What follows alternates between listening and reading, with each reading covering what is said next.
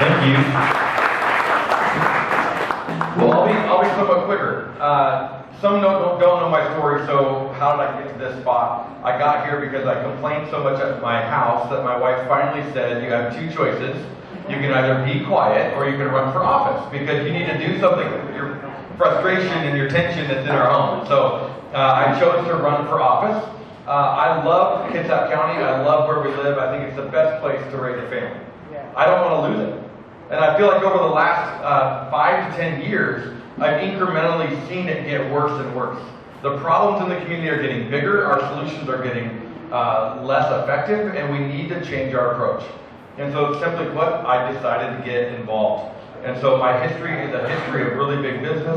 For 10 years, I managed a $500 million budget at an enterprise rent-car region in all of Southwest Ohio. And so I traveled 5,000 miles a month. I was on the phone 5,000 minutes a month, and I had a huge team with a ton of offices. So managing a diverse group of people is easy to do. Managing a large budget is not hard for me to do. So then I switched because I wanted to make an impact in the world, and I switched over to the nonprofit sector. I was the executive director of a foster care agency for 7 years. My wife and I adopted out of foster care. It's deeply important to us to be a part of social causes. I actually think we live in a community where people want to help those around them.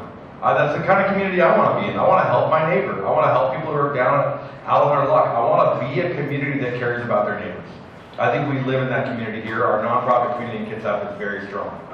And so I bring both of those skill sets to the table as I run for county commissioner.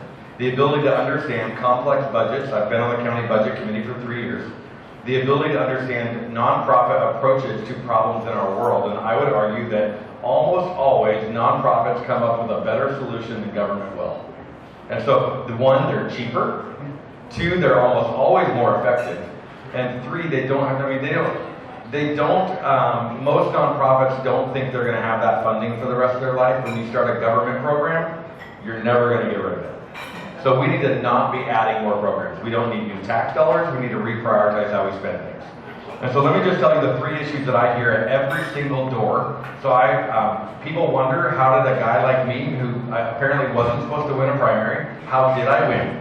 Well, I worked harder than everybody else, plain and simple. And I've been a hard worker my whole life. I had 550 doors before we got to the primary, and at those doors, here's what I heard. Number 1, crime is out of control. I don't feel safe. I don't walk the trails anymore. I don't go to the parks anymore. We need to do something about crime. When I sit with the law enforcement officers, they have a really good pathway. I'll get to in a moment how they want to help. Number 2, I can't afford to live here, or my kid. More often what you hear actually is, my kids and grandkids can't afford to live here, and I want them to stay. So most of us bought our house. We've already got a spot, but we're fearful that our kids and our grandkids won't actually be here, and then we're going to have to move to go wherever they can afford to buy a house. The third thing, homelessness. People are so frustrated with homelessness, and this is the interesting part. We think people are mad that we see homeless, RV parks pop up or homeless on the side of trails.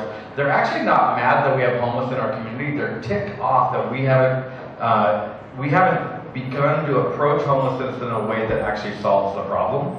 We keep exacerbating the problem, and we've created a business model that actually funds organizations who work in the realm of homelessness rather than really getting to the issue and solving homelessness itself. And so people are frustrated by those things. So let me tell you what I think we should do. Number 1, crime. At some point, you have to make crime again. So we did have a majority party that decided to decriminalize drugs and make them, hard drugs are now misdemeanors. And so that does cause, you talk to any police officer in our community, and they will say that is one of the number 1 reasons we see more crime. And it's not just crime at small businesses, where, I was sitting with the owner of Ace Hardware last night, and they said, we have people who just walk in, grab tools, and walk back out, and we can do nothing about it. You watch the video from Port Orchard and Goodwill, and you have somebody ramming police cars and then driving off, and we can do nothing about it. The reality is homeowners are cleaning their garages and packing stuff up so they can get their cars in there again, because they're so worried about parking their car outside that it'll either get stolen or their catalytic converter is taken. We have got to make crime again. We need to start enforcing the law. And then you go with an interesting thing I learned. Law enforcement officers want more cameras on them. They're not against it. The Democrats would like us to believe that law enforcement officers don't want cameras. That is absolutely not true.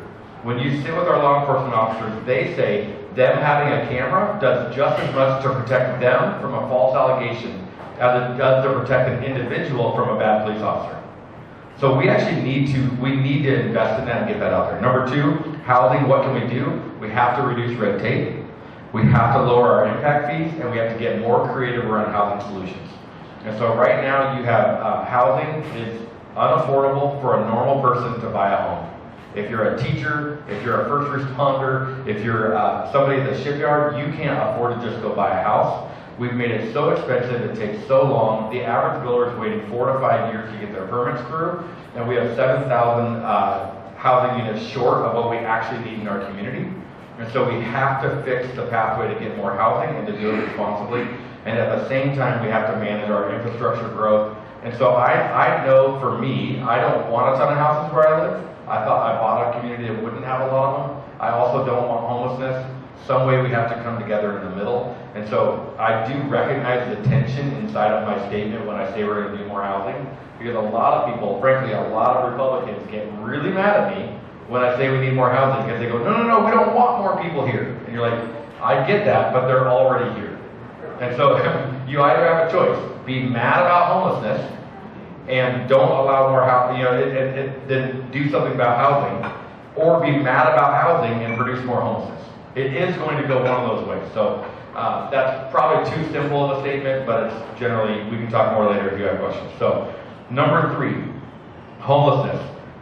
We are spending more money than we have ever spent. 55 programs with a massive amount of funding in Kitsap County. So the 55 programs aren't working. We are diversifying our investment in homeless programs so broadly that we're actually not going deep in solving problems.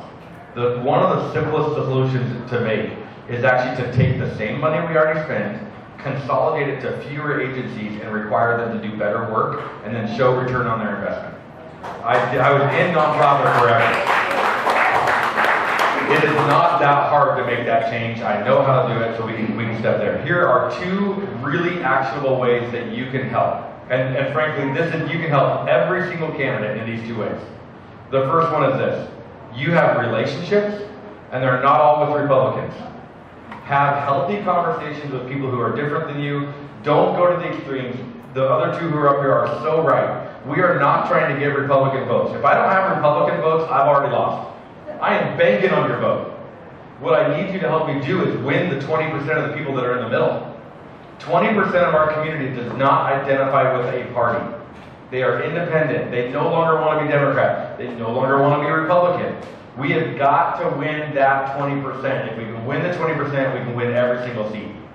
But what we choose to do is fight for every Republican vote and fight with each other. Listen, I'm making a huge assumption. I have the vote of every person in this room.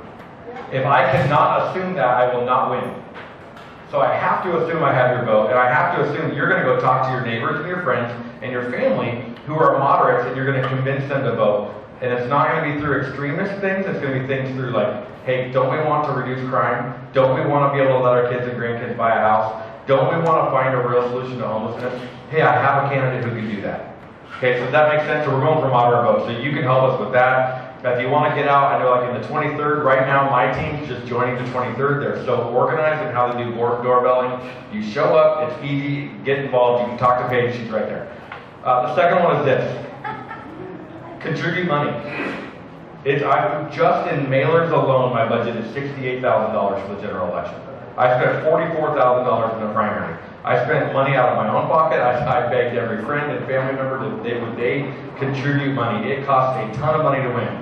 We are going to have to out-fundraise the Democrats in order to win the election. I looked at the previous 2 election cycles for how money was spent. The Democrats can win as a local position by raising a third of what a local Republican will raise. The reason is they get so much money from their bigger party that they don't have to raise as much money locally. We do not get as much money from the bigger party Republicans, so we have to raise it locally. I have to outpace Katie Walters by 3 times the amount of money she's going to raise. So she's at $34,000 as of today. I'm at $57,000. So I'm doing pretty good on beating her. I'm the number 1 fundraising person in Kitsap County so far, but the reality is I have to raise another $100,000 to win this race. So I need help, I need contributions, and so do the other people in this room. So I know all of you in here give, and you've been incredibly generous. Thank you for that. If you can squeeze out any more, there's envelopes back there for all of us. I appreciate it.